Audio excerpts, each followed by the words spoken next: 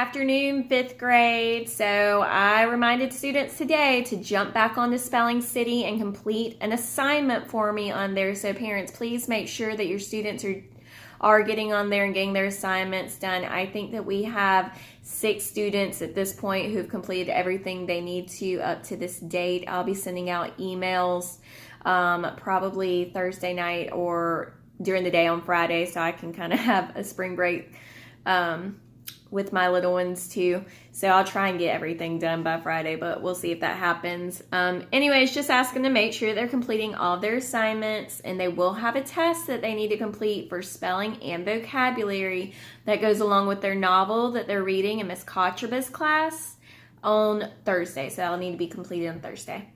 Anyways, so we read in social studies today, so I'm going to read like I normally do, and I'll go over the answers, and it'll be posted right here for you. Steps toward peace. Since a communist government came to power in China in 1949, the United States and China had been bitter Cold War rivals. President Nixon wanted to change this, and he began working to improve relations with China. "If there's anything I want to do before I die, it is go to China," Nixon said. No American president had ever been to China. Nixon's work paid off in 1972 when the Chinese government invited him to visit. Nixon went to China and met with Mao Zedong, the Chinese communist leader. And y'all, if I botched the name, I'm so sorry. This was an important step toward friendlier relations with China. Later that year, Nixon traveled to the Soviet Union. He met with Soviet leaders and signed an arms control agreement, or a deal to limit the production of weapons. This agreement limited the number of nuclear weapons each side could have and helped ease tensions between the United States and the Soviet Union. Nixon and the Soviets also signed an agreement to cooperate in space exploration and to use space for peaceful purposes only. Nixon's success in China and the Soviet Union helped him win re-election in November of 1972, but the Watergate scandal soon brought an end to his second term. A scandal is an action that leads to shame or disgrace. Why was the scandal named Watergate? Well, while Nixon was running for re-election, 5 men were caught breaking into an office in the Watergate Hotel in Washington, D.C. The men confessed that they were there to collect information on Nixon's political opponents.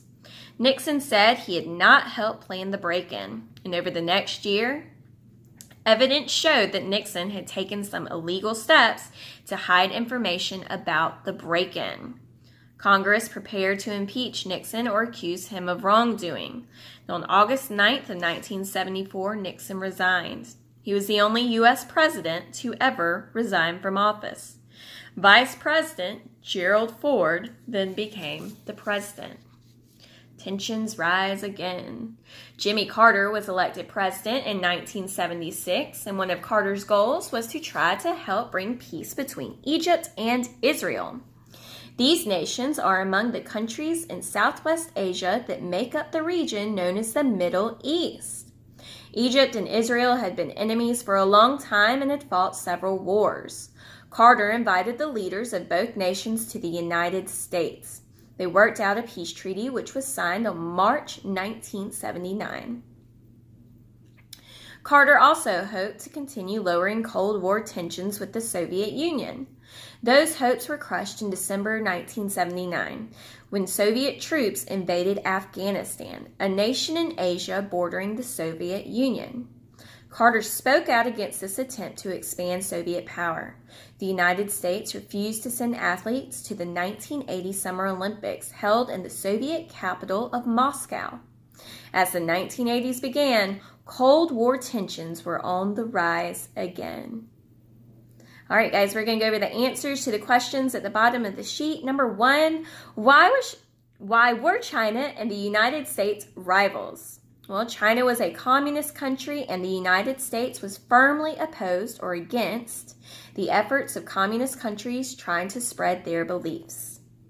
Number 2, why did Nixon visit China and the Soviet Union? Nixon hoped to improve relations with the Cold War rivals of the United States. Number 3, why was the peace agreement between Israel and Egypt so remarkable? Because the two countries had been enemies for a long time and had gone to war several times. And then finally, number 4, how did the United States respond to the Soviet invasion in Afghanistan? The U.S. canceled plans to send athletes to the 1980 Summer Olympics in Moscow. All right, guys, so we only have 2 more classes, and then it's spring break. I'm excited. I'm sure you're excited also. I'll see everyone back here tomorrow at noon. Well, noon 30. All right, bye, guys.